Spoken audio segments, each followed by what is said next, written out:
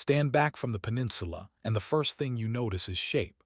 A ridgeline runs like a spine down the east, throwing short, fast rivers toward the Sea of Japan and longer, gentler waters toward the Yellow Sea. Harbors rim the south and west, passes open in the north toward Manchuria. Geography didn't write history, but it picked the paper. Mountains for hillforts, river plains for rice and millet, and coasts that could hold a fleet or a rumor with equal ease. The old kingdom of Goguryeo had already fallen when our story begins. In 108 BCE, after a grinding war, the Han Empire destroyed women Joseon and planted commanderies, Lelang near modern Pyongyang, plus Xuantu, Linton, and Zhenfen. Their number and footprints shifted, but one of them, Lelang, endured for centuries. Around its walled towns, the Han world weights and measures, lacquer, coins, seals, and written documents, met local chiefs who had their own ledgers: kin, grain, iron. South of the commanderies lay the Samhan confederacies, Mahan in the southwest, Jinhan in the southeast, Byeonhan along the Nakdong corridor. Call them hundreds of villages if you like. Chinese sources did. But behind the lists you can see structure hardening, hilltops crowned with palisades, chiefs turning tribute into authority, and craft clustering around furnaces. Iron was the hinge. Small, smoky bloomeries along the Nakdong and its tributaries produced blooms that smiths hammered into blades, plowshares, nails, and ingots. The Byeonhan zone, ancestor to the later Gaya Confederacy, became famous for it. Iron moved out by river and sea to Baekje, Silla, the commanderies, and across the straits to Kyushu. With iron came more than tools. Plows turned more soil. Spears bit deeper. A chief who controlled bellows and ore controlled his neighbors. North and northeast of the commanderies, the map shows two names that will matter. Baekje on the Manchurian plains, with horse herds and winter steel in the air, and a cluster of Yemik peoples who would coalesce into Goguryeo along the middle Amnok, Yalu, and Tumen valleys. To the east were Dong and Okjeo, smaller polities, forest and coast people, paying fur and fish when they could not pay iron. If you imagine the peninsula as an hourglass, the northern neck carried riders and news from the steppe into river valleys, where archery and hillfort building were already arts. Archaeology catches this world mid-breath. Dolmens and jar burials give way to stone-cist graves and, in the north, to the first chambers that will later blossom into mural tombs. Pottery turns from the heavy shoulders of Bronze Age jars to the taut profiles of Proto, Three Kingdoms wares. In the southern plains, the first wheel-made pottery appears. You can walk a ridge and find a line of stones that were once a palisade, a view to a river bend that was once a port, and shards of a jar that carried salt or grain as a household's tax. The commanderies radiated more than orders. They were markets and portals. A village headman from Mahan could travel north with cloth or grain and return with bronze mirrors, lacquered cups, coins, and the sight of a script that could freeze speech in clay. Some chiefs married hand-fashioned to local power, wearing Chinese seals as if they were armor. Others stayed outside the walls and kept their autonomy in ridges and fog. The records that survive, Han histories like the Wailu and later the Sangyuaji, bundle hundreds of communities under names like Mahan and Jinhan, describing music, hair, and taboos with a mixture of curiosity and condescension. Read them not as verdicts, but as snapshots taken from the gate. Diplomacy in this age looks humble. Envoys with tribute jars, horses, salt, and rare birds. Local chiefs receiving bronze bells and mirrors as gifts that were also contracts. The Han court expected bows and tokens. Chiefs expected prestige they could spend at home to command labor on dikes and palisades. The commandery scribes wrote names. Hillfort bards told stories. Between them grew a habit that later kingdoms would perfect, using foreign recognition to harden local power. Meanwhile, three southern centers began to outgrow their confederacy clothes. Along the Han River, migrants from the north, traditionally traced to Baekje, joined local groups to form Baekje. Its first capitals hugged the river. Its boats began to look outward. In the Gyeongju basin, the Saro polity, later Silla, grew among Jinhan communities, knitting Hwarang legend to granite hills and turning ritual into rank. And in the north, Goguryeo stepped onto the stage with two signatures: hilltop fortresses and men on horseback who shot well enough to be feared.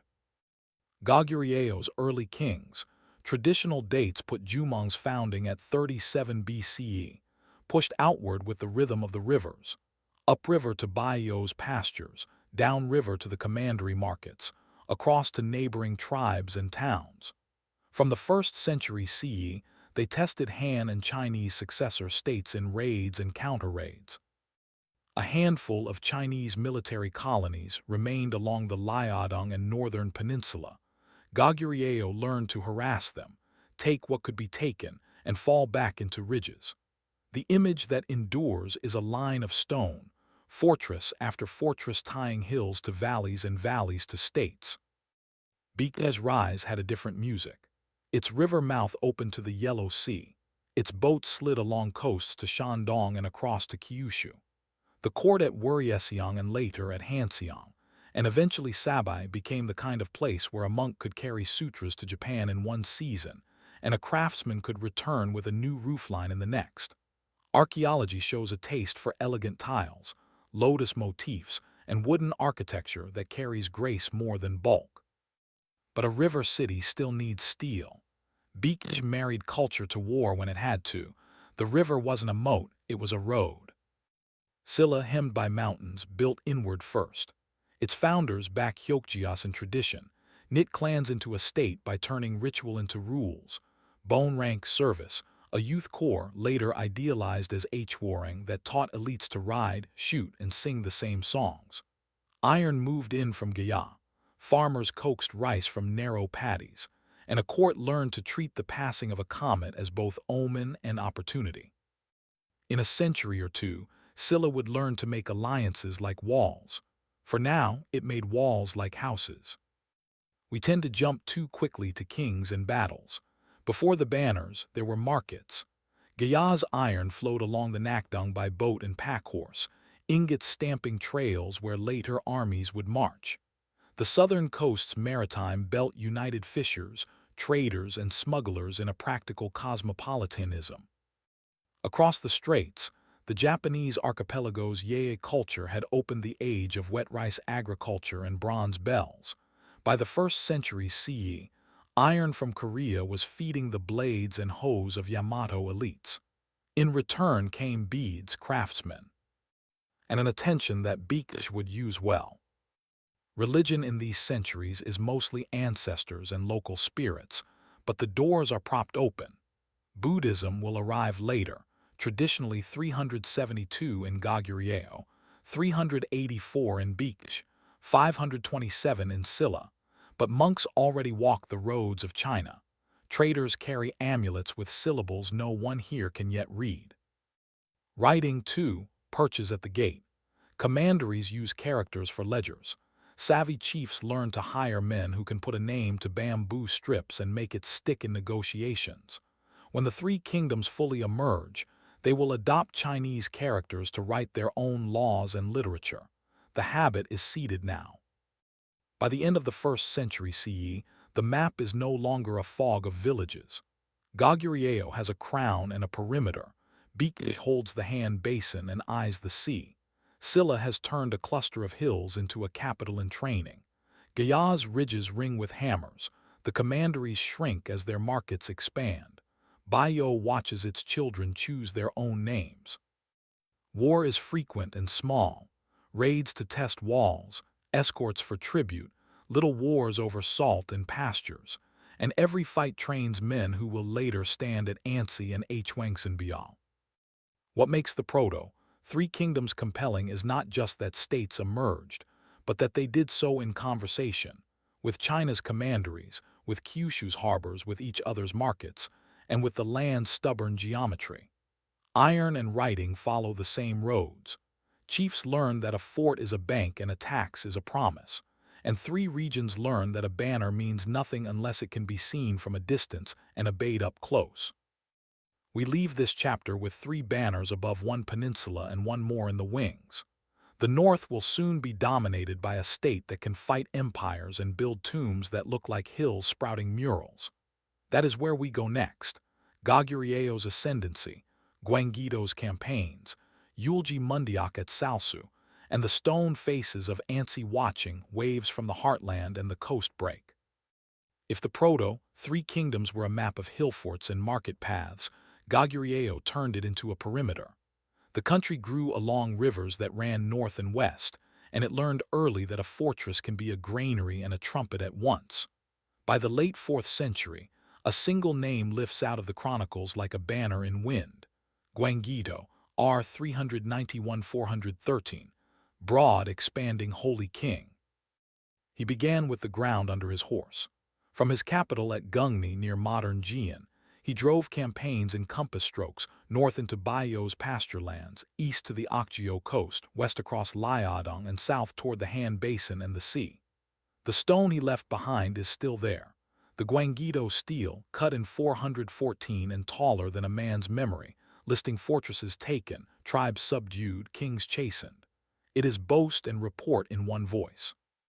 He swept 70 castles, the lines say, and even allowing for royal arithmetic, the scale matches the walls we can still walk. Southward, his campaigns pressed hardest on Baekje, which ruled the Han River corridor and could send boats to every coast that mattered. In 396 he marched to the river, broke through the ring of fortresses around Baekje's capital region, and forced surrender on terms that turned the lower Han from Baekje's shield into Goguryeo's lever. The stele's tally, 58 fortresses and hundreds of villages, speaks the language of control, strongpoints and the people who feed them. On another front, he wrote his name into Silla's chronicles not as an enemy but as a rescuer, sending troops east in 400 to beat back Hwa and Gaya raiders who had overwhelmed Silla's border. The rescue quickly became a relationship. Silla sent hostages, Goguryeo stationed troops, the peninsula's balance tilted. Gwanggaeto also turned north into the forests and plains where Baekje's old kingdom had waned. There he brought riders under his banners and attached Mogue groups that later generations would call by other names. His sea was not just blue water. It was a route to islands and harbors that could feed fortresses or fleets. By the time he died in 413, Goguryeo had a reach, not just a frontier. His son Jiangsu, R. 413-491, proved that conquests stick when moved. In 427, he shifted the capital south to Pyongyang, a broad river city with fields enough to feed armies and roads to press them outward. From there, Goguryeo could talk to the Yellow Sea in a day and to Liaodong by weeks' march. The capital move deepened something that had already begun. A turn from an upland warrior kingdom into a state that could hold cities, draft laws, and send embassies with the same ease it sent scouts. The neighbors changed, too. In 589, China reunited under Sui after centuries of division. A reunified empire rarely enjoys itself quietly. First came probing. In 598, Sui's Emperor Wen sent a combined sea and land expedition. Storms battered the fleet, disease and resistance broke the columns, and the army limped home. Then came something bigger. His son, Emperor Yang, loved scale. In 612, he ordered what the histories call 1,000,000 men north, exaggerated numbers, but the effect is true. A tide of troops, supplies, and the expectation that an obstinate state should learn good behavior at sword point. Goguryeo met mass with length. Its generals avoided the set battle that could be lost by a single misstep and stretched the front along rivers and fortifications built for exactly this day. The key name here is Eulji Mundeok, a commander whose mind was cliff steel and whose face the records barely sketch. He played rope with an empire, feigned negotiations, harassed supplies, allowed advances that overran their wagons, and drew the best Sui field army across the Liao and into a corridor of defiles and fords. Then he chose a river. The Salsu, usually identified with the Changchan, ran high behind fieldworks. Eulji's men opened gates and let weight do the work. The Sui army, hungry and strung out, tried to cross in pursuit. The flood and arrows turned pursuit into a hecatomb. Ancient numbers for the drowned, hundreds of thousands, are theater. What matters is the outcome. The cream of an imperial army ruined in a day, survivors cut down piecemeal on the retreat. Eulji sent a poem to Emperor Yang, cool as dew, praising the emperor's divine plans, then advising prudence. It was victory as a letter. Sui tried again in 613 and 614, and the results were variations on the same theme: advance, attrition, frustration. The logistics that made Sui strong in the lower Yangtze made it brittle north of the Yalu. A grain canal cannot row itself to a mountain pass. By 618, the Sui state had cracked under its own campaigns. Rebellion and court murder ended the dynasty and gave the throne to the Tang. Goguryeo must have understood what that meant. The best general in China now wore the crown. Emperor Taizong Li Shimin, the most admired of Tang rulers, was not content with the lesson Sui had failed to learn. In 645 he marched north with a professional army and an engineer's patience, taking one fortress after another in Liao with systematic siegecraft, rams, towers, sapping, pushing the frontier to a single stubborn name: Ansi. Ansi stands for endurance. The Tang army put the fortress under a months-long siege. Sources on the Goguryeo side will later name its defender Yang Manchun. Tang texts are silent on the name. What matters is the logic. Taizong's men raised a huge earthen ramp to overtower the walls. The defenders stormed it and held it. The mountain winds and arrows did as much work as morale. Autumn bled into winter. The emperor's horse tripped and injured him. Supplies tugged along a line already long. Taizong pulled back, leaving armfuls of victories, but not the key, and a diary of regrets. Tang would return many times in campaigns of 661-668 that will belong to another chapter. Ansi gave Goguryeo time, and a legend of stone meeting flood that paired neatly with Salsu's flood meeting hubris. Between Sui's collapse and Tang's pressure, Goguryeo convulsed internally. Yong-gisamun, the iron-handed general who staged a coup in 642, ruled in the king's name and built his own ring of loyalties. He expanded fortifications, killed or exiled opposition, and prepared for the inevitable Tang return. His regime held long enough to fight Tang to a standstill repeatedly. But strength gathered in one man's fist is weakness when that fist opens. After Yong's death in 666, his sons and brothers tore at succession. Factions courted enemies. A state that had survived empires found itself undone by rooms, not rivers. Three patterns emerge from Goguryeo's long century that explain both its height and its fall. First, geography married policy. The fortress line across Liao and down the peninsula was not a necklace of heroic outposts. It was a logistics machine. Grain in magazines, troops rotated, signals relayed. A foreign army had to carry food beyond a point where food becomes burden. Goguryeo's generals pushed them over that point and watched arithmetic take a side. Second, flexibility beat mass. Eulji's campaigns read like modern manuals.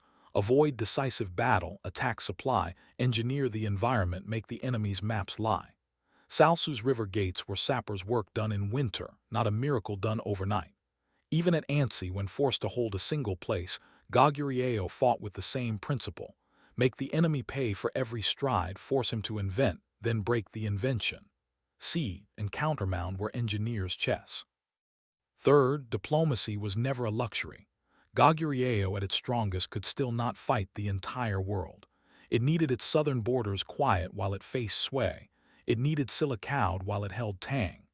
Gwanggaeto's rescue of Silla in 400 made strategic sense then. Later, Silla would return the favor with a knife. Even a wall with food behind it cannot feed a state that isolates itself. The image to carry out of this chapter is a sequence.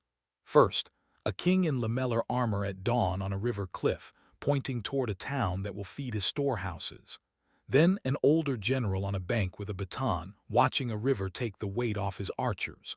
Finally, an emperor before a wall that will not fall, hand to a sore horse calculating winter. Goguryeo's Ascendancy was not a poem. It was a plan executed with patience, punished when faction replaced plan. In the next chapter, we turn to the water that Baekje loved. The Han River's mouth made Baekje a city of boats.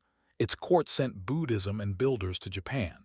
Its fall at Hwangsanbeol in 660 showed what happens when a sea power meets a land alliance. Along the way, we'll meet King Seong Sabi, monks boarding ships, and two generals whose names still sound like a duel, Jaebik and Kim Yu-sin. If Goguryeo strength was stone and distance, Baekje's gift was water. Its capitals rose along the Middle Han River, where boats could run downhill to the Yellow Sea and uphill into fertile basins. The river was not a moat, it was a road. Early Baekje kings stitched together migrants from the north with Jinhin Mahan communities of the west, turning a cluster of forts into a river kingdom that learned to speak with sails. Then the river turned against them. In 475, Goguryeo Jiangsu swept down, cracked Hanseong near modern Seoul, and killed King Garo on a riverside cliff. Baekje did not die, it moved. The court retreated to Ungjin, Gyeongju, a hill and river capital where mountain ridges could blunt cavalry, and where the Gyeongju River opened a new maritime throat to the sea. There the tomb of King Maryeong, R. 501-523, discovered intact in 1971, still whispers the kingdom's range. Southern Chinese mirrors and bricks stamped with dates, gilt bronze shoes, and inscribed epitaphs that anchor Baekje's chronology with unusual precision. Ungjin proved a shelter. It was never quite a stage. The stage arrived with King Seong, R. 523-554. In 538 Korean reckoning, he moved the capital again, downriver to Sabi modern Baekje, a broad bend of the Gyeongju with space for a planned city, straight avenues, palace and market districts, and a river port that could swallow fleets. He recast the court's machinery, 5 central ministries and provincial units, a refined ranking system, and made stone say what paper promised. The 5-story pagoda at Gyeongnamsa, still standing, is a textbook in granite. Modestly tapered stages, clean joints, carved balustrades, an architect's argument for balance. Religion arrived wearing diplomacy's clothes. Buddhism had entered Baekje earlier, but in the mid-6th century the court used it like a banner offshore. The Nihon Shoki records an embassy in 552, Korean sources prefer 538, that presented a Buddha image and sutras to the Yamato court. Whether the date leans earlier or later, the point is clear. Baekje carried texts, monks, and craftsmen to Japan, and received timber, iron, and an ally in return. Artisans who raised temples at Sabi could explain bracket systems in a suka. Scribes who wrote in classical Chinese could teach a court that did not yet have a phonetic script to keep its accounts. Buddhism was a faith. It was also a curriculum. Sea power made the connections plausible. Baekje's ships ran regular routes to Shandong and the lower Yangtze, dealing with the Liang and Chen courts. Southward they touched Gaya's iron harbors. Across the straits they tacked to Kyushu and the inland sea. Harbor towns along the West Sea took on a cosmopolitan patina: Chinese textiles, Korean pottery, Japanese beads.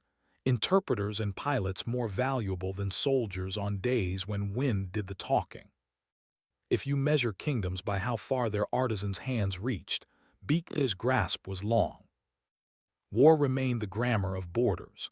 Seong's Sabi court skirmished with Goguryeo along the middle reaches and sought relief in the old trick of the peninsula: make your enemy fight someone else. For a season, Baekje and Silla cooperated against Goguryeo, clawing back towns and forts that had belonged to Hanseong's orbit. Then alliances changed like wind. After Seong died in battle against Silla in 554, the mood shifted to something harder. 2 southern kingdoms that had shared iron and embassies set their banners against each other. While Silla tightened internally, Baekje at Sabi refined its outward face. The kingdom's kingship grew ceremonial confidence. Court music and dance integrated Buddhist themes.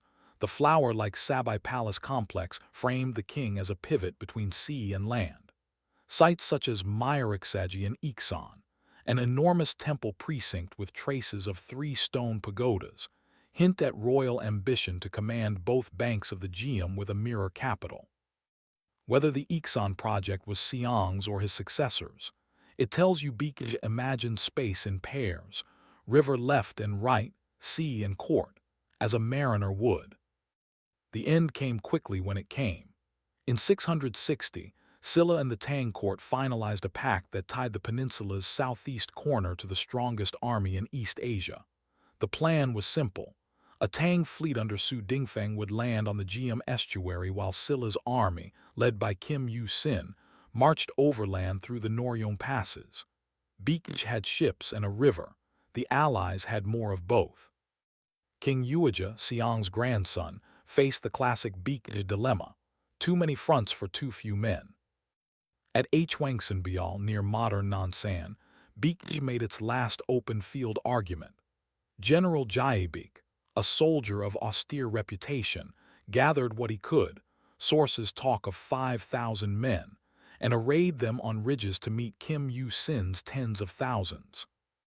Chronicles embroider Joyeong's vow to his household, the famous story of putting one's family beyond the reach of shame to keep a soldier's heart from tugging.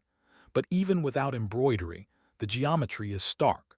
A small force holding high ground against a disciplined army with reserves. Baekje won the first clashes. The ridge changed hands and changed back. By day's end numbers and attrition decided. Hwangsanbeol is remembered less as defeat than as a last performance of a certain virtue. Stand where the river bends because there is nowhere else to stand. With the field force broken, the walls of Sabi could not expect rescue.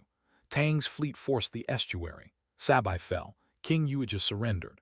The court was bundled into ships and escorted north as prizes for the Tang Emperor's parade. Tang installed an Ung-jin commandery to manage the conquered west while Silla mopped up inland.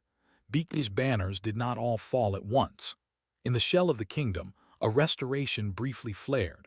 Prince Baekje Peng returned from Yamato with hopes and a fleet. In 663, the revival died at the mouth of the Gyeom in a battle every side remembers by a different name: Baekje to Koreans, Hakusukino to Japanese. Tang and Silla smashed the Yamato, Baekje fleet. The strait that had been a road became a grave. What remained of Baekje did what river kingdoms do: flow into other places. Refugees and craftsmen crossed to Japan in larger waves, strengthening ties that had already been family and workshop deep. Scribes and monks carried texts, calendars, and building methods that would leave long shadows in Asuka and Nara. Within Silla's new order, Baekje's elites adapted, married in, or led local administration under new flags. Stone did what memory asks it to do. The pagoda at Gyeongnamsa survived with a Tang victory inscription carved later into its base. The Muryong king's tomb kept its princely textiles and gold unworn for 14 centuries. Temples at Iksan held their ground even when walls vanished. Baekje's story is not a parable of sea power good, land power bad, nor the reverse. It is a demonstration of how a kingdom can live by roots, river to sea, court to port, capital to capital across water. Its strength lay in carrying faith, craft, text, and in turning alliance into architecture. Its weakness lay where roots can be cut, at a river mouth in fog, on a ridge under a banner with no reserve behind it, in a hall where a king had no partner strong enough to slow an ally's betrayal. You can still walk Sabi's grid in Baekje today, trace the temple's axis, and feel the way the Gyeom widens to the west. If you climb the pagoda and look toward the estuary, you get a sense of how close the sea always was: opportunity within a day's sail, danger within two. Baekje's fall removed one voice from the peninsula's conversation. It did not erase the language. Silla would speak it, and Japan would echo it. The peninsula map now shows a different balance. Goguryeo holds in the north against Tang pressure. Silla has traded seas for troops and learned the price of hearing an empire. The next chapter follows that bargain to its end. Queen Seondeok's court and Kim Yu-sin's drill. A Silla, Tang alliance that wins the wars of 660–668, and a Silla, Tang war that decides who keeps the peninsula after the victory. Silla's strength began where its land seemed weakest, inside mountains. Gyeongju sits in a bowl of granite and water. The low passes force roads to converge. The fields are narrow enough that a census taker can walk them. A polity born in such a basin learns to build inward before it leans out. Kin into ranks, rituals into rules, boys into comrades, dialogue into oath.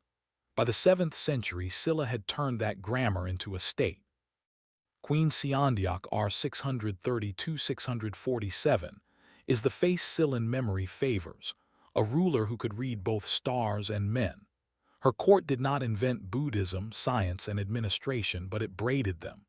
Cheomseongdi, star-gazing tower, rose on the capital's plain, a bottle of dressed stone open to the sky, its geometry as deliberate as a prayer. At Hwangsanbeol, the great temple, a towering 9-story pagoda was commissioned during her reign, a wooden statement, through monk Jajing's counsel, that Silla would anchor the Dharma in timber and gold leaf as firmly as any northern empire could in stone and law. These monuments did not cast shadows on battlefields.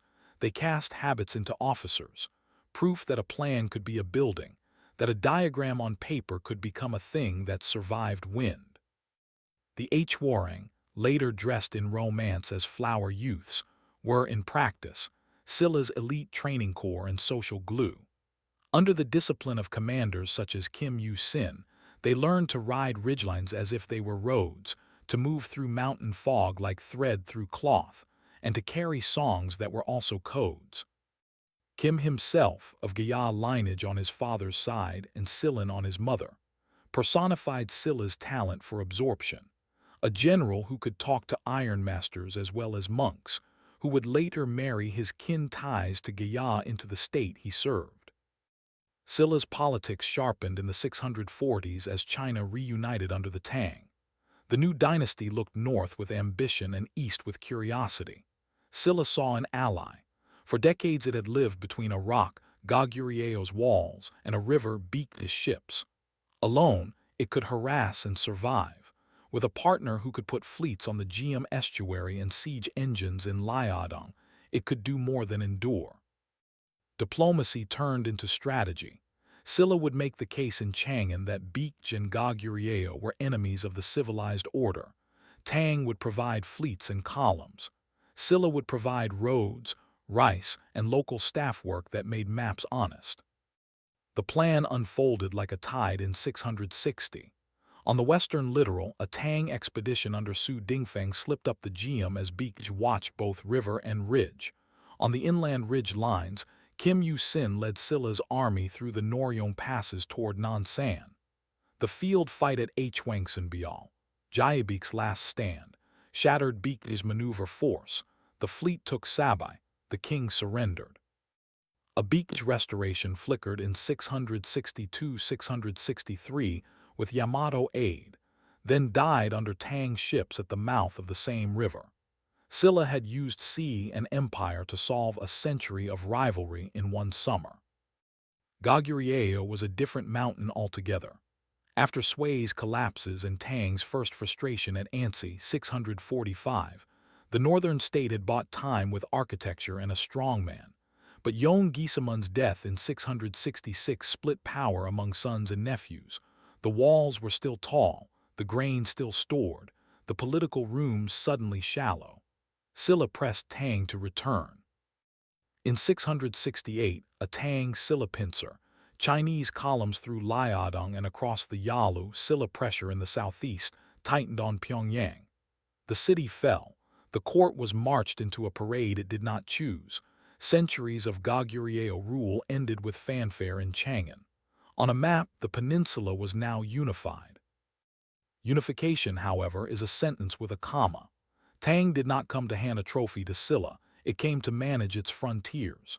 In the former Baekje and Goguryeo territories, the Tang court established protectorates, Ungjin Commandery to the southwest, Baekje's heartland, and the Andong Protectorate for the northeast, Goguryeo's, with Chinese administrators and garrisons. Silla had expected partnership. It saw a partition. It had paid Tang's price in rice and lives. Now it would pay a second price or set its own. The Silla-Tang War of the 670s rarely enjoys the cinematic fame of Hwangsanbeol or Salsu, but it is the decade that decided who actually owned the line men had just died for. At first Silla petitioned. When Tang ignored petitions, Silla built. Fortresses rose along the spine of the peninsula, low stone ridges in strings, linking passes from the Nakdong to the Han, granaries filled, roads were bent to garrisons.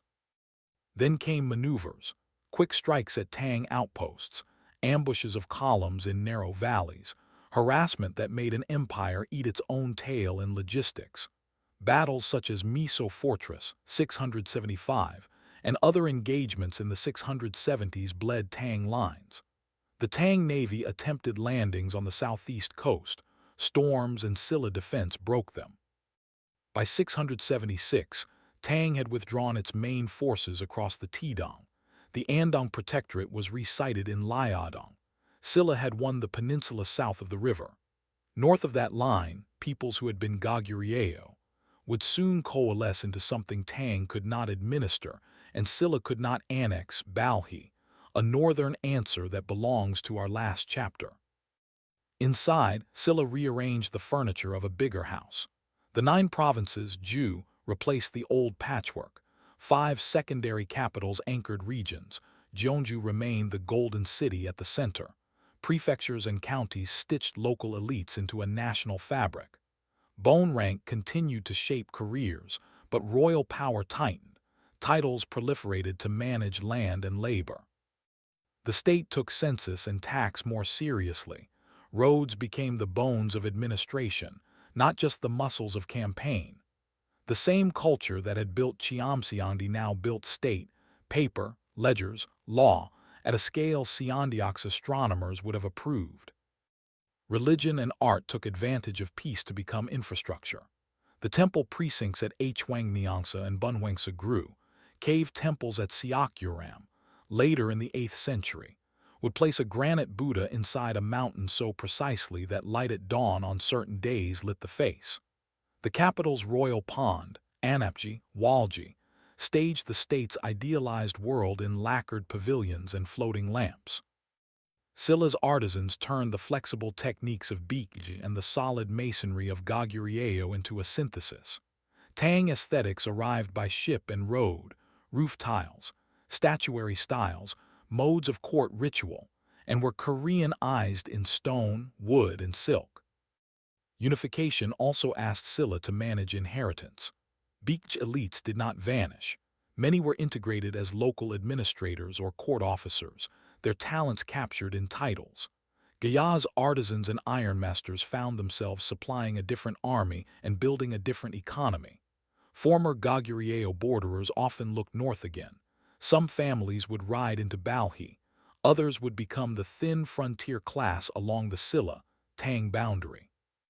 A good unifier must rule the living and honor the dead.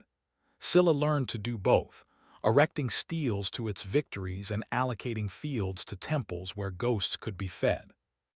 We should not gild the age beyond shine. Bone rank could choke talent, court factions sharpened, tributary obligations to China never disappeared, and prosperity was uneven. Gyeongju glittered, remote prefectures counted beans. But if you had been born in the 640s when Seondeok climbed her observatory, and lived to see 680 when Tang withdrew, you would have watched a corner kingdom become the bureaucratic and cultural center of a peninsula, and you would have learned a lesson public life seldom teaches. Allies are not forever. Good walls are not only stone. 3 images close this chapter. First, Seondeok and Jajing on a temple terrace, a pagoda behind them, a plan before them, religion as statecraft without swords. Second, Kim Yu-sin in mountain fog, a Hwarang standard snapping, lines moving to cadence, a private discipline that turns into public victory.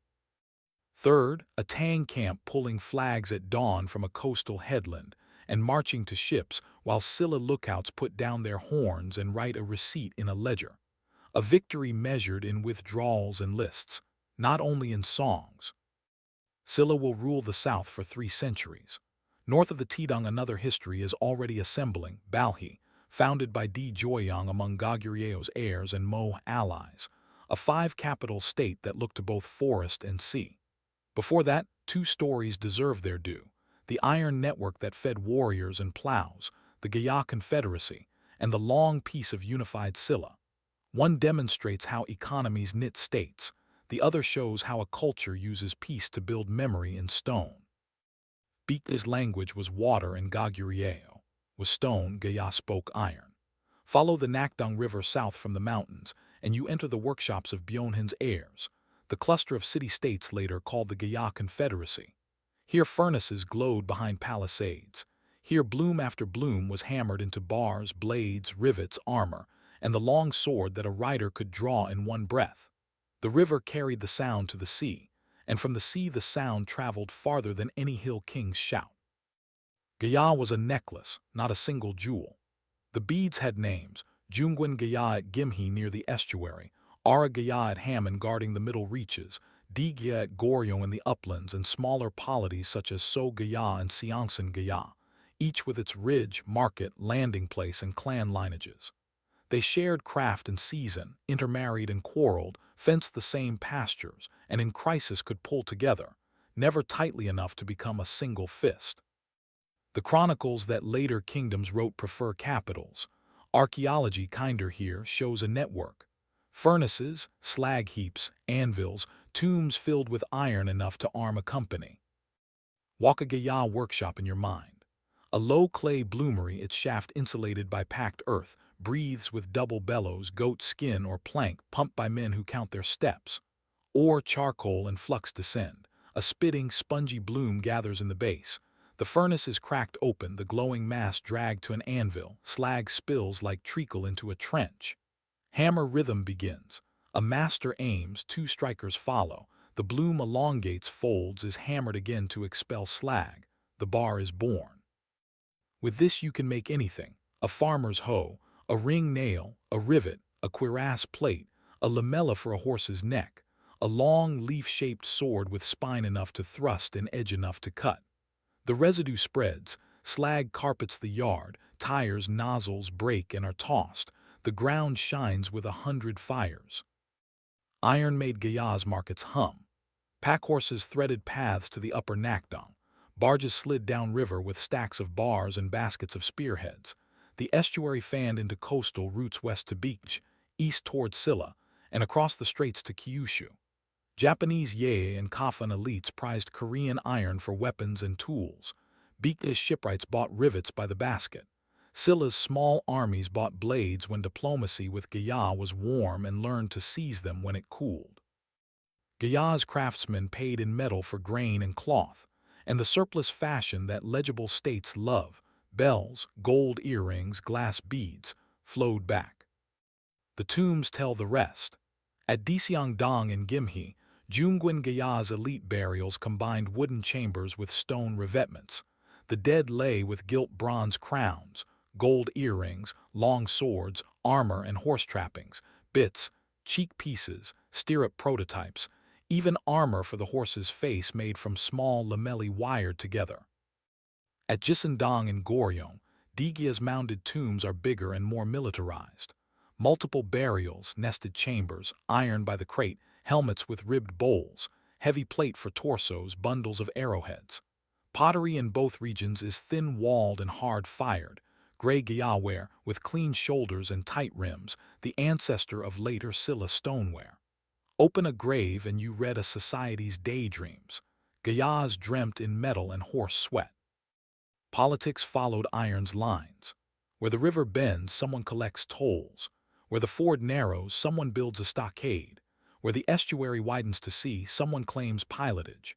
Jungwon Gaya at Gimhe, closest to the sea, made itself the broker between inland smiths and ocean buyers.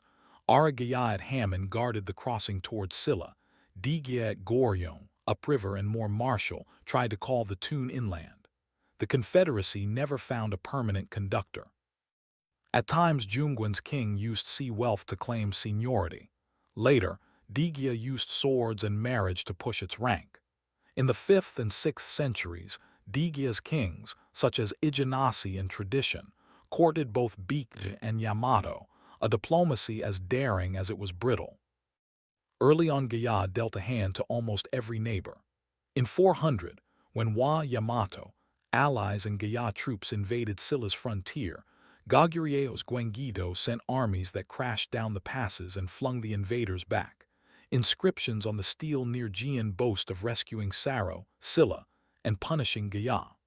That bruising taught Gaya polities the cost of taking sides in wars between large neighbors. Yet trade habits are hard to break. Iron still moved. Gaya elites still married into Baekje and Yamato lines. Silla still bought what its own furnaces could not yet produce at scale. By the early 6th century, Silla had turned inward discipline into outward appetite. The Nakdong corridor, if held, would open the west to Silla and deny Baekje its inland ally. Pressure mounted politely at first. In 532, facing Silla's steady advance and perhaps internal stress, Jungwon Gaya surrendered to Silla, the chronicle says offered the land, and the Gimhae Kim clan entered Silla's bone rank order. The surrender was not an execution, it was an integration. The Jungwon Kims kept their name and pride, and generations later a descendant would become Silla's greatest general, Kim Yu-sin. Absorption then allowed Silla to angle upriver with a different kind of legitimacy. Families who had been Gaya could now be Silla's chiefs of Gaya lands. Gaya and its allies tried to build a counterweight. They tightened bonds with Baekje to the west and Yamato across the sea. Envoys crossed, weapons flowed. A musician named Uruk, reputed inventor of the 12-string zither Gyeongju, carried his instrument and his repertoire to Silla in 551–552 under Kim Yu-sin's father's patronage, a cultural migration that implied political flux. For a time, Gaya stood as a buffer and a broker.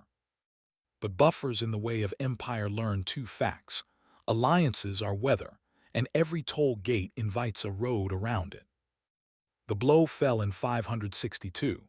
After years of skirmishes, Silla under King Jinhu marched on Gaya. The chronicles link the casus belli to Gaya's support for Baekje during Silla-Baekje friction. Archaeology suggests the assault was systematic, aimed at unhinging the upland network. Fortresses along the upper Nakdong fell. Jisindong's tomb line ends. The confederacy vanished as a political term. Gaya territories became Silla prefectures. Gaya elites entered Silla's administration as local lords and court officers if they bent. Communities that resisted were resettled. Furnaces now hammered to Silla's orders. Why did Gaya fail to become a fourth great kingdom? The answer is not poverty or lack of talent. It is the trap of being valuable and divided. Iron fed every neighbor's army and won Gaya friends. Iron also made its producers targets. The river mouth that widened to the sea made trade fast and invasion faster. Confederacy politics, useful in a world of villages, could not resist a centralized Silla that could coordinate rail like road networks, call nationwide levies, and keep garrisons paid. Geopolitically, Gaya stood between Silla's heartland and Baekje's west. As soon as Silla caught and held the corridor, Gaya's reason for independent existence shrank. Yet failure is the wrong ending for craft. Gaya's ironworking seeded Silla's expansion. Its pottery tradition slid almost seamlessly into Silla's gray stoneware. Its horse gear and long swords changed the feel of Sillan cavalry. The surrendered Jungwon Kims rose within bone rank to produce Kim Yu-sin, whose campaigns completed Silla's map. Uruk's Gyeongju, born, the tradition says, in Gaya's courts, became a Sillan classic. The instrument still bears Gaya's name. The tombs at Gimhae and Goguryeo anchor identity for clans and regions. The slag fields and tires at workshop sites are textbooks in early industrial technique. Picture 3 scenes to carry forward. First, a riverside market where iron bars are stacked like loaves.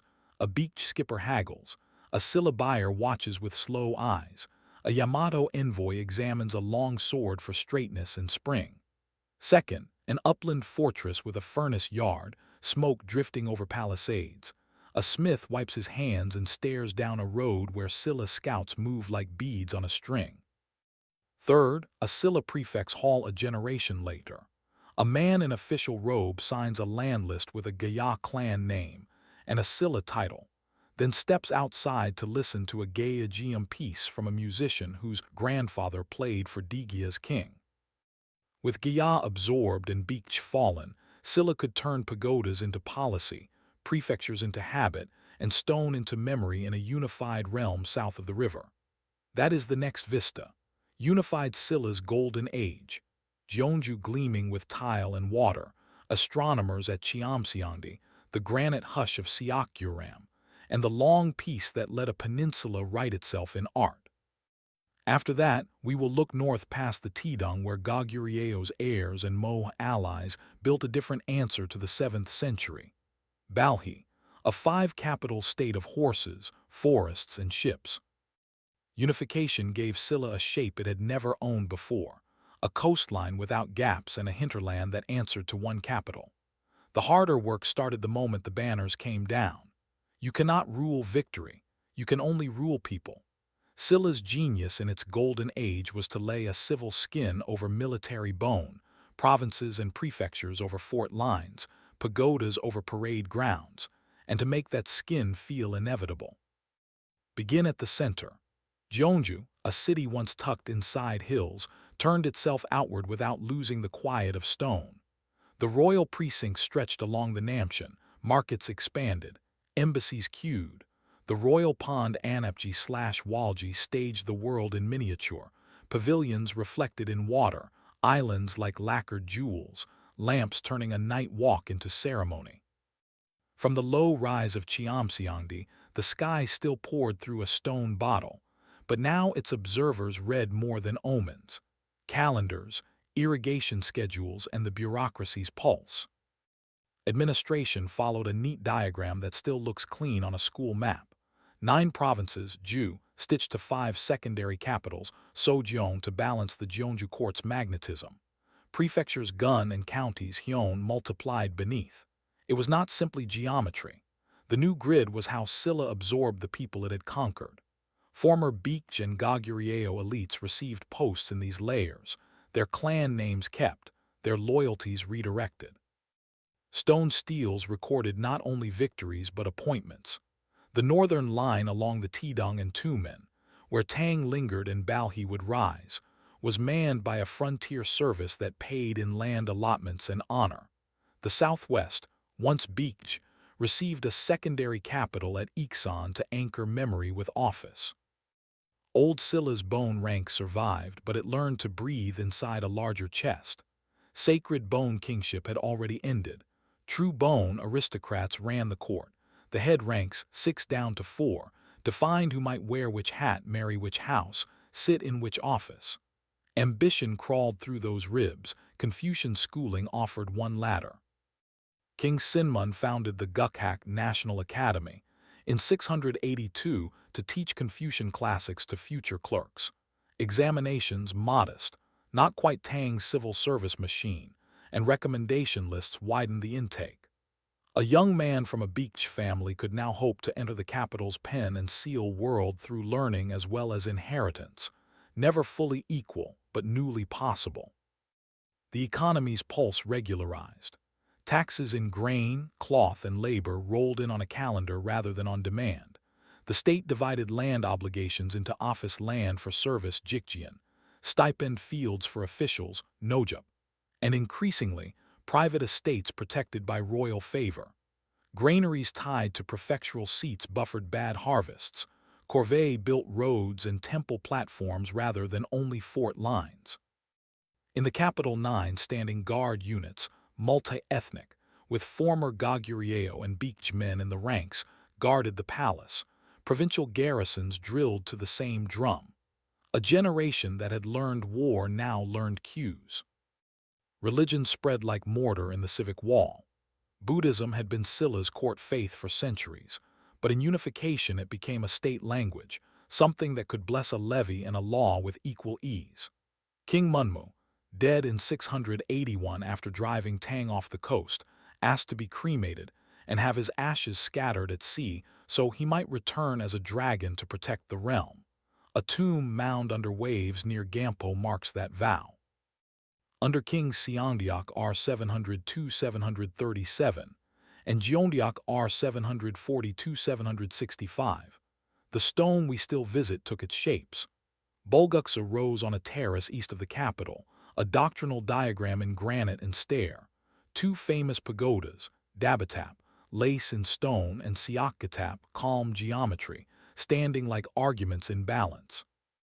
Up the mountain behind, the Siakgyuram Grotto placed a serene granite Buddha inside an engineered cave, whose dome rings like a bell, and whose vestibule channels dawn light toward the face on certain days.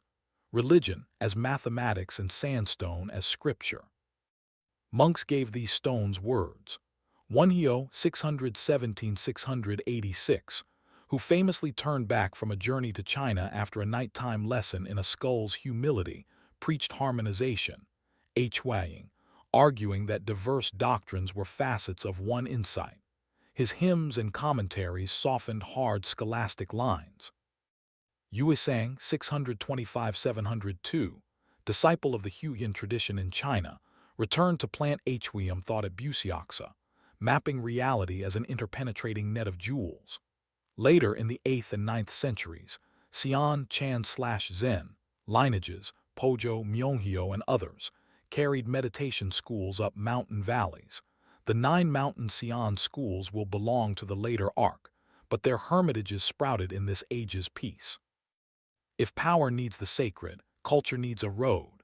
Silla's maritime roots thickened into a network the Chinese called the Silla Roads. Korean merchants and monks sailed to Shandong and the lower Yangtze, lived in Silla wards Sillabang in the ports of Mingzhu, Ningbo, and Gyeongju, and moved pepper, glass, books, and news.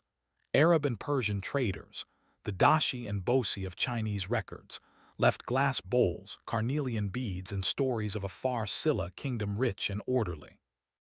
The 9th century maritime Lord Jang Bogo from Cheonggi, Wando, would later dominate these lanes, protect Silla diaspora communities, and die for politics. His career is the dramatic tip of a habit that had already formed. The sea was Silla's second road. Art took advantage of the budget and the calm. Goldwork, the old Silla crowns with tree branch antlers, belongs to an earlier age, but gilt bronze Buddhist statues with soft Silla smiles proliferated in the 8th century. Roof tiles with lotus medallions turned sunlight into pattern. Granite bridges, Yeongyeo and Chilbageo at Bulguksa, made a river crossing into a doctrinal ascent. In palace and town, Hwangak, native music, and Tanggak, imported from Tang, braided.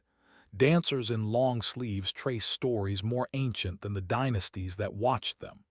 In houses of officials, a Confucian register lay near a Buddhist sutra. The same hand might copy both, then write a property contract. This was a golden age. It was also a balancing act. Bone rank tightened into oligarchy in the 9th century. Powerful families, Kim of Gyeongju foremost, held the levers and squabbled. Private estates, Soan, Kijian, often temple lands, shrank tax bases. Frontier garrisons hardened into local power. Rebellions flickered. Kim Hyun Chang's rising in 822, Jang Bogo's assassination 846, a warning of court envy, local banditry, and years of famine, symptoms of a center learning that a large realm's friction is cumulative, not episodic. The long peace did not end, it frayed. By the late 9th century, famine and faction made space for warlords named Jeon H1 and Gung Yi. The later 3 kingdoms loomed. We will not rush there yet. Another state shared Silla's century from the north. Because while Silla turned stone to doctrine south of the Tidong, to the north of that river, a different solution to the 7th century announced itself. In 698, Joyeong, a leader from Goguryeo stock allied with Mo-Malgal peoples, beat a Tang pursuing force at Tianmen Pass and raised a banner in the forests beyond. Balhae. Tang recognized him as king of Zhen in the old style. Silla called his realm Northern Country. He built 5 capitals between mountains and sea, rode horses across larch and birch, and sent ships to China and Japan with furs, ginseng, and rhetoric. Where Silla's capital gleamed with pagodas, Balhae's palaces wore heavy eaves against snow. where Silla integrated Baekje and Gaya elites into a Confucian Buddhist court. Balhae braided Goguryeo and Mo into a northern state comfortable with both sledges and sutras. Two images close this chapter. First, a Silla clerk in Gyeongju's secretariat brush steady, copying a land register while a pagoda's shadow crosses his desk, administration as craft. Second, a boat from Silla unloading at Gyeongju's quay, rolls of silk, jars of ginseng, a monk and a merchant bowing together to a Chinese customs officer, trade as treaty without parchment. Between them lies what made Silla's golden age durable, a habit of turning victory into institutions and piety into infrastructure. Silla's story of peace and stone is not the peninsula's only 8th century voice. The forests to the north speak in hoofbeats and bell chimes. In the next chapter we ride with Joyeong into those woods.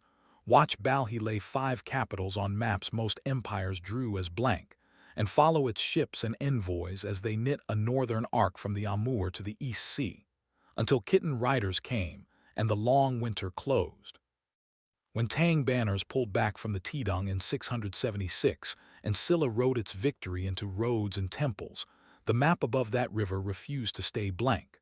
The forests and marshes northeast of Goguryeo old heartland, larch ridges, black water rivers, winter hard enough to ring a bell, kept their own memory. Out of that memory and the people who carried it on horseback came a different solution to the 7th century, Balhae. Its founding reads like a hinge struck at the right moment. In 698, a Tang pursuit column forced a band of Goguryeo survivors and Mo Hwangsanbeol allies into a mountain past the Chinese called Tianmen, Heaven's Gate. Their Joyeong, a leader from Goguryeo lineage with a genius for edges, turned and fought. The pursuing army broke in the defile. The survivors followed his standard deeper into the woods. Tang, busy on other fronts and unwilling to bleed for trees, recognized him as a local king, Zhen, in their register, and stepped back. Silla called his realm Northern Country. He called it first Jin, later Balhae, and began to build. Balhae's geography was a chessboard with long moves. To the south and west were Silla and the Tang held Liao corridor. To the north and east, the Songhua and Muden River basins, forests rich in sable and ginseng, and the cold sea. Balhae did not copy Silla's single capital model. It drew a net. Over the next decades, the rulers laid out 5 capitals, each a hinge in a different direction. An upper capital, Shangjing in the northeast forest plain with a planned palace city. A central capital inland to anchor the river routes. An east capital facing the Tumen and the sea. A south capital on the Hamhung plain to watch Silla's frontier, and a west capital toward Liaodong to look Tang squarely in the eyes. The exact archaeological coordinates and later relocations are a scholar's game. The idea is the point. Balhae's state moved like a rider between winter pastures. Walk the upper capital, and you understand the state Joyeong imagined. Square on the ground, gridded streets, a palace compound with a central hall, side halls and courtyards, walls with gates at cardinal points, Tang urban grammar carved into the north's frost. The Muden River fed fields, roads ran like ropes to the other capitals, storehouses lined avenues where tribute furs and jars of dried fish could be counted by men with brushes. The palace roofs borrowed Tang's silhouette. The rhythm of administration under them was Goguryeo memory turned technical. The people who filled this geometry were many. Balhae's ruling line traced itself to Goguryeo and used the Chinese classics for its paperwork. The majority of its rank and file were Mo peoples of the forest and river. The chronicles that survive, Tang histories, Japanese annals, slice society into groups, a Goguryeo-styled upper, class, and Mo base, too cleanly. Archaeology shows an interpenetration of burial styles, tools, and diet that speaks to cultural braid rather than caste wall. The army, reflective of the land, was mixed. Heavy infantry for fort fights, horse archers who knew how to live off winter steppe, riverine detachments who understood ice. Balhae built more than walls. It wrote. Kings adopted Tang-style names and reign titles and sent embassies to Chang'an with memoranda in confident classical prose. Court offices copied Tang's six-ministry layout. Local administration divided the realm into circuits of prefectures and counties with governors and magistrates whose seals say as much as their swords. Schools for aristocratic sons taught the classics, examinations modest, selected clerks, inscriptions on stone recorded land grants and pious acts. Buddhism came north along the same road tax collectors used. Temples rose in the capitals. Monks crossed to and from the Tang and Silla to fetch sutras and gossip. If Silla's Seokguram is stone turned prayer, Balhae's state is winter turned manuscript. Trade gave the capitals their pulse.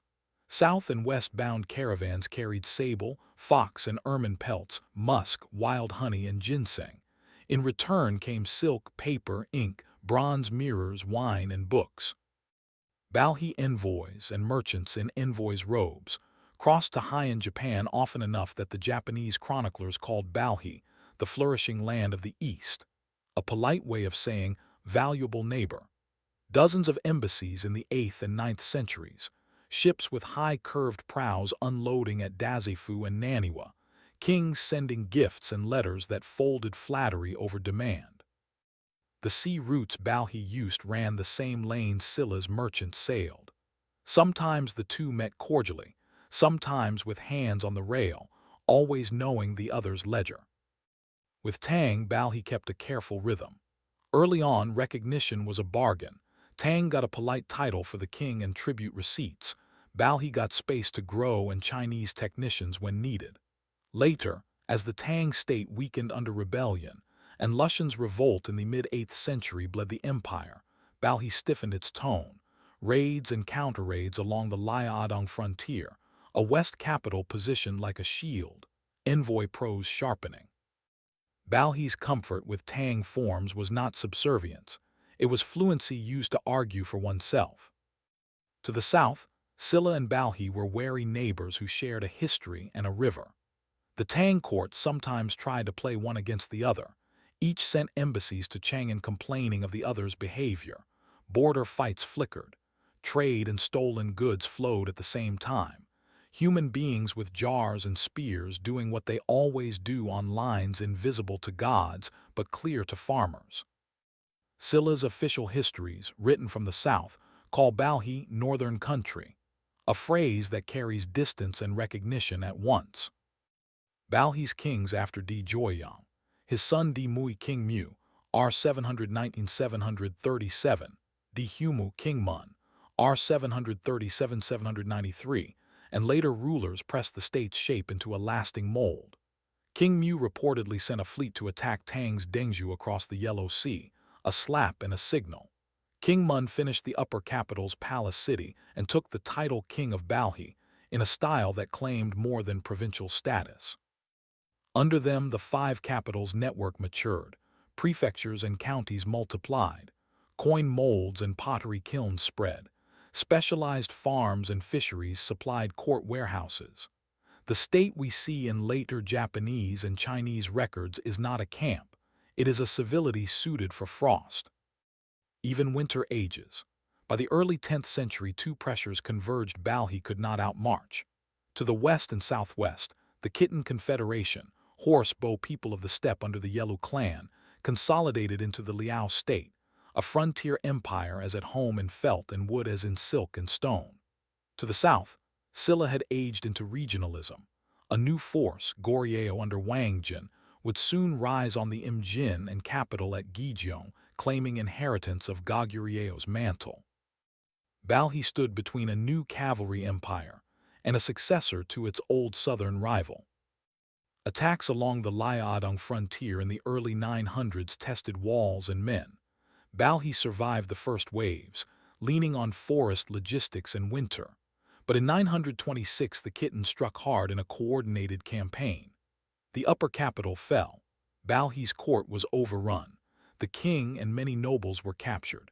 Liao installed a puppet Dongdan kingdom as a transitional wrapper for administration. Balhae's grid was strong. It was not invulnerable to a cavalry empire that could concentrate men and eat snow for breakfast. Yet the story does not end in the capital yard. Refugees, royal kin, aristocrats, soldiers with their families rode, marched, and sailed south to Goguryeo. Hwangsanbeol received them not as strangers but as cousins, a political choice with long resonance. He declared that he was heir to both Goguryeo and Balhae, not just Silla. His own era's prose speaks of uniting the old domain of the Three Han, with a map in mind that reached north into the forests his army did not yet control. For families in the north, Goguryeo became home not by conquest but by welcome. The court incorporated Balhae lines into its register. Generals with northern accents commanded southern troops. Sowing in Gyeongju was done by hands that had learned to plant in frost. Others stayed and made new adjustments. Some Balhae elites served Liao in the Dongdan framework and then were folded into Liao's provincial administration. Some became the frontier lords of a hybrid zone that dressed in both brocade and fur. People with Mo roots continued to live where they had always lived, calling governments by the names that paid taxes and speaking to the forest as they always had. In the long north, state names ripple but the ground is patient.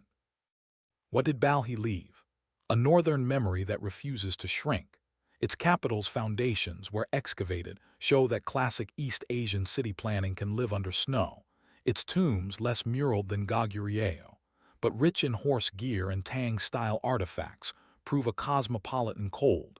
Its embassies and letters demonstrate a polity's ability to talk two political languages at once, Chinese to Chang'an and Kin to forest allies. In later centuries, Goguryeo scholars wrote as if Goguryeo and Balhae were two halves of a single inheritance. Modern historians have argued over Balhae's identity with passion that says as much about modern lines as ancient ones. Archaeology recovers the calmer truth. Balhae was a multi-ethnic state led by Goguryeo-descended elites, capable of high administration and city planning, that tied forest and sea to the Tang world's networks, and then was taken by a different way of being a state, the Liao. Two scenes to end the series. First, a winter road north of the Muden. Character DJ, in a fur-lined cloak on a horse at dawn, breath streaming, the capital's palace roofs just visible in mist, a line of riders and pack horses behind, statehood in motion. Second, a riverbank near Gyeongju a century later. Refugees from the north in worn lamellar watch Goguryeo officials in silk offer bowls of warm grain and a register. A boy traces his clan name awkwardly with a brush on a list that will enter a dynasty's memory. Between those scenes stands a peninsula that never kept still, and a history that made movement into inheritance. We began with hillforts and smithies, crossed rivers with Baekje boats, stood on Goguryeo's walls against emperors, watched Joyeong and Kim Yu-sin wrestle honor and numbers, saw Silla turn pagodas into policy, and rode with Balhae through frost to a palace that looked like a grid of promise. What ties them is not only land but habit, the skill of using neighbors without being used up, the craft of turning victory into ledgers and ledgers into temples, and the recurring insistence that north and south, sea and stone, belong to the same story.